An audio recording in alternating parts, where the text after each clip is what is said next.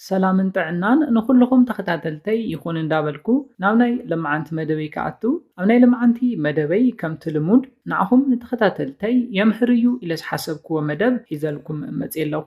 ናይ ልምዓንቲ መደበይ ዘልዕሎ ኣፍቃሪት እንተሃሊካ ካብ ልባ ከም ተፍቅረካ ትፈልጠሉ ምልክታት ክንርኢና።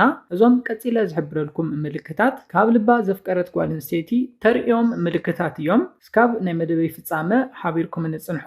ነዚ ቻነል ሓድሽ ዝኾንኩም ሰብስክራይብ ብምግባርን ነታ ናይ ደውል ምልክት ሓንቲ ሻዕ ብምንካን ዝተፈላለዩ ናይ ጾታዊ ርክብ፣ ናይ ጥዕና ከምኡውን ናይ ሓዳርን ናይ ፍቅርን ሂወት ኢንፎርሜሽን ትረኽብሉ ቻነል ስድራ ንኽትኮኑ ብኽብሪ ንሓትት። መደብና ናብ ብዙሓት ሰባት በፂሑ ተምህርቲ ንኽወስድሉ ላይክ ጌርኩም ጀምርዎ። ስድራን ዝኾንኩምኒ እንዳመስገንኩ ናብ መደበይ ክምለስ። እቲ ቀዳማይ ንሪኦ ካብ ልባ ዘፍቀረት ጓል ኣንስተይቲ ንፈልጠሉ ምልክት ብዛዕባኻ ኩሉ ነገር ክትፈልጥ ትደሊ እያ። ስለ መንነትካ፣ ብዛዕባ ስድራኻ፣ ዕሩኽትኻ፣ ብዛዕባ ስራሕኻ፣ ስለ ውጥናትካ፣ ዕላማኻን ናይ ቀጻሊ ፕላንካን ኩሉ ክትፈልጥ ትደሊ እያ። ከምዚ ዓይነት ሕቶታት ተብዝሕልካ እንተኾይና ስለ ተፍቅረካ እዩ። ምሳኻ ሂወት ክትምስርት ስለ ትደሊ ክትሕግዘካ፣ ክተጠናኽረካ ኩሉ ሻዕ ትጠይቐካ እያ። ኣብ መበል ካልኣይ ንሪኦ ካብ ልባ ከም ዘፍቀረትካ ትፈልጠሉ ምልክት ድማ ትከናኸነካ እያ። ደቂ ኣንስትዮ ናይ ኣዶነት ውህብቶ ኣለወን። ናይ ብሓቂ እንተፍቅራትካ ድማ ኣበላልዓኻ፣ ኣከዳድናኻ፣ ጉድኣትካ፣ ውዕሎኻ እዚ ኩሉ የሕስባ እዩ። ናይ ኣዶነት ስምዒት ተንብበላ ኢኻ። ነዚ እንተሪኢኻላ ድማ ካብ ልባ ከም ተፍቅረካ ትፈልጠሉ ተኻላይ ምልክት እዩ።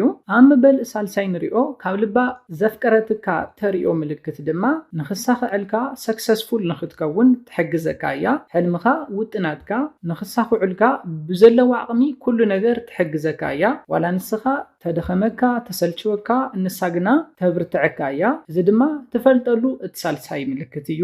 ኣብ መበል ራብዓይ ንሪኦ ምልክት ድማ ኣብ ሕማቕ ግዜኻ ኣብ ጎንኻ ትኸውን እያ።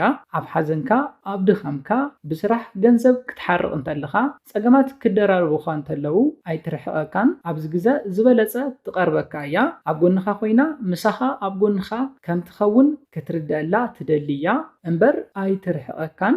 ኣብ መበል ሓምሻይ ንሪኦ ካብ ልባ ዘፍቀረት ጓል ኣንስተይቲ ተርእዮ ምልክት ድማ ዘይሓሰብካዮ ነገር ብምግባር ንዓኻ ክትሕጉስ ትፅዕር እያ። ቴክስት ብምልኣኽ፣ ጊፍቲ ብምሃብ እውን ክኸውን ይኽእል። ንዓኻ ክሕጉስ ዝኽእል ነገር ትገብር እያ። ነዚ ደጋጊማ ትገብር እንተኮይና ድማ ካብ ልባ ከም ተፍቅረካ ትፈልጠሉ እቲ ሓምሻይ ምልክት እዩ። ኣብ መበል ሻድሻይ ንሪኦ ምልክት ድማ ንመንነትካ ትቕበሎ እያ። ክትቅይረካ፣ ምስ ካልኦት ከተመሳስለካ፣ ከተወዳድረካ ኣይትደልን። ከምዚኦም ኩን ኣይትብለካን። ክትሕግዘካ ትደሊ እምበር ኣባኻ ጌጋ ኣይትደልን። ከምዚ ደጋጊማ ትገብር እንተኮይና እቲ ሻድሻይ ካብ ልባ ከም ዘፍቅረትካ ትፈልጠሉ ምልክት እዩ። ኣብ መበል ሻውዓይ ንሪኦ ካብ ልባ ተፍቅረካ ከም ዝኾነት ትፈልጠሉ ምልክት ድማ ንስኻ ትፈትዎም ሰባት ክትቀርብ ትፅዕር እያ። ኣዕርኽትኻ፣ ስድራኻ ተኽብረልካ እያ። ንስኻ ትፈትዎም ተኽብሮም ኩሎም ሰባት ንዓኻ ኣገደስቲ ዝኾኑ ሰባት ስለ ዝኾኑ ጥራሕ ንሳ እውን ተኽብረልካ እንተኮይና ካብ ልባ ከም ተፍቅረካ ተረጋግፀሉ እቲ ሻውዓይ ምልክት እዩ። ኣብ መበል ሻምናይ ንሪኦ ካብ ልባ ተፍቅረካ ጓል ኣንስተይቲ መለለይ ድማ ዘሕፍራ ንማንም ሰብ ዘይትዛረቦ ሚስጥራ ንዓኻ ትነግረካ እያ። ምክንያቱ እንታይ እዩ? ንሳነታ ክትህበካ፣ ውሽጣ ክተርእካ ድልውቲ ስለ ዝኾነት እዩ። ካብ ኩሉ ሰብ ንዓኻ ስለተቐርበካ እዩ ኣቤና ዝሓዘቶ ምስጢር ትነግረካ እያ። ግልፂ ዘይኮኑ ሰባት ሜይቢ እንተተፈላለና ኢሎም ነዚ ምስጢረይ ክፈልጠለይ ኣይደልን ዝብሉ ሰባት እዮም። ንሳ ግና ምሳኻ ክትነብር ስለትደሊ ምንም ተሓበእካ ነገር ኣይህልውን። ኣብ መበል ታሽዓይ ንሪኦ ካብ ልባ ተፍቅረካ ጓል ኣንስተይቲ መለለይ ድማ ተኣምነካ እያ። ብዛዕባ ናይ ስድራኣ ናይ ባዕላ ጉዳያት እውን ተእትወካ እያ። ምክንያቱ እንታይ እዩ? ናትካ ምኽሪ፣ ናትካ ሓገዝ ንቅድሚት ከም ዘሰጉማ ስለተኣምን እዩ።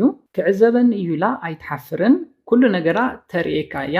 ኣብ መበል 10 ንሪኦ ካብ ልባ ከም ዘፍቀረትካ ትፈልጠሉ ምልክት ድማ ንዝገበርካላ ኩሉ ነገር ተመስግነካ እያ። ኣድህቦ ትህቦም እያ። ከም ቀሊል ነገር ኣይትሪኦን። ስለ ዝኸበርካያ፣ ስለ ዘፍቀርካያ፣ ከም ዝገበርካዮ ስለትፈልጥ ንዝገበርካላ ነገራት ተመስግነካን ተኽብረልካን እያ። ኣብ መበል 11 ንሪኦ ካብ ልባ ዘፍቀረትካ ጓል ኣንስተይቲ መለለይኣ ድማ መሓዛኻ ኣማኻሪትካ ትኸውን እያ። ምሳኻ ክትነብር ስለትደሊ ቅኑዕ ርእይቶ ትህበካ እያ። ትሕግዘካ እምበር ፈፂማ ንኽትወድቕ ኣይትገብረካን። ምሳኻ ናፃ ግልፂ ኮይና ትዕልል እያ። ንስኻ እውን ናፃ ንኽትኮነላ ትደሊ እያ። ልክዕ ከም መሓዙት ደስ ዝበለካ ዕላል ክትዕልላ ስለትደሊ ናይ ልቢ መሓዛኻ ትኾነልካ እያ። ኣብ መበል 12 ንሪኦ ምልክት ድማ ዝበዝሐ ግዝኣ ትህበካ እያ። ካብ ስድራኣን መሓዙታን ንላዕሊ ቅድሚት ትሰርዐካ እያ። ብጣዕሚ ስለተፍቅረካ ቀፃሊ ሂወታ ሓቢራትካ ክትነብር ስለትደሊ ምሳኻ ከም ትነብር እውን ስለዘረጋገፀት ካብ ኩሉ ነገር ንላዕሊ ቅድሚት ትሰርዐካ እያ። ኣብ ዝደለኻያ ግዜ ትርከበልካ እያ። ዋላ እንተዘይተመቸዋ እውን ነቲ ዘለቶ ኩነታት ብደንቢ ጌራ ተርድአካ እያ። ኣብ መበል 13 ንሪኦ ካብ ልባ ከም ዘፍቀረትካ ትፈልጠሉ ምልክት ድማ ሕማቕ ነገር እንተሪኣትልካ ሱቕ ኣይትብልን። ንዓኻ ዝጎድእ ነገር እንዳገበርካ እንዳረኣየት ሱቕ ትብል ጓል ኣንስተይቲ ንግዚኡ ዝቐረበትካ ጓል ኣንስተይቲ እያ። ንጥዕናኻ ንዕላማኻ ስለትሓስብ ካብ ልባ ተፍቅረካ ጓል ኣንስተይቲ ንዓኻ ዝጎድእ ነገር ክትገብር እንተለኻ እንዳረኣየት ሱቕ ኣይትብልን። ብከምዚ ነገር ብዙሕ ግዜ ክትጓነፁ ትኽእል ኢኹም። ምክንያቱ እንታይ እዩ? ተጎዲእኻ ክትርኢ ስለዘይትደሊ እዩ። ኣብ መበል 14 ናይ መወዳእታ ንሪኦ ካብ ልባ ዘፍቀረትካ ጓል ኣንስተይቲ መለለይ ምልክታታ ድማ ከይትስእነካ ትፈርሕ እንተኮይና እዩ። ነዚ እውን ክትሪኦ ትኽእል ብቕንኣ እዩ። ብዙሕ ሕቶታት ትሓተካ እያ። ውዕሎኻ ስራሕካ ከመይ ከም ዝነበረ ምሳኻ ብዙሓት ደቂ ኣንስትዮ ክትርኢ እውን ኣይትደልን። ምስ ብዙሓት ደቂ ኣንስትዮ ትውዕል እንተኮይንካ ብጣዕሚ ትፈርሕ እያ። ክወስዳለ እየን ኢላ ስለትሓስብ እዩ። እዚ ዝኾነሉ ምክንያት ድማ ክትስእነካ ስለዘይትደሊ ብጣዕሚ ካብ ልባ ስለተፍቅረካ እዩ። ስለዝኾነ እዘን 14 ምልክታት እንተሪኢኻላ ኣፍቃሪትካ ካብ ልባ ከም ተፍቅረካ ትፈልጠሎም 14 ብሉፃት ምልክታት እዮም። ነዘን 14 ምልክታት እንተሪኢኻላ ድማ ንስኻ እውን ከምቲ ንሳ ካብ ልባ ተፍቅረካ ካብ ልብኻ ብምፍቃር ውዕለታኣ ክትመልሰላ ኣለካ። ካብ ሓደ ሳይድ ዝመፅእ ፍቕሪ ፅኑዕን ቀዋምን ክኸውን ስለዘይኽእል ንስኻ እውን ናታ ፍቕሪ ብፍቕሪ ክትመልሰላ ኣለካ። ፍቕሪ ሓባራዊ እዩ። ሂወትኩም ብፍቕርን ብምትሕልላይን ዝመልአ ንክኸውን ይምነየልኩም።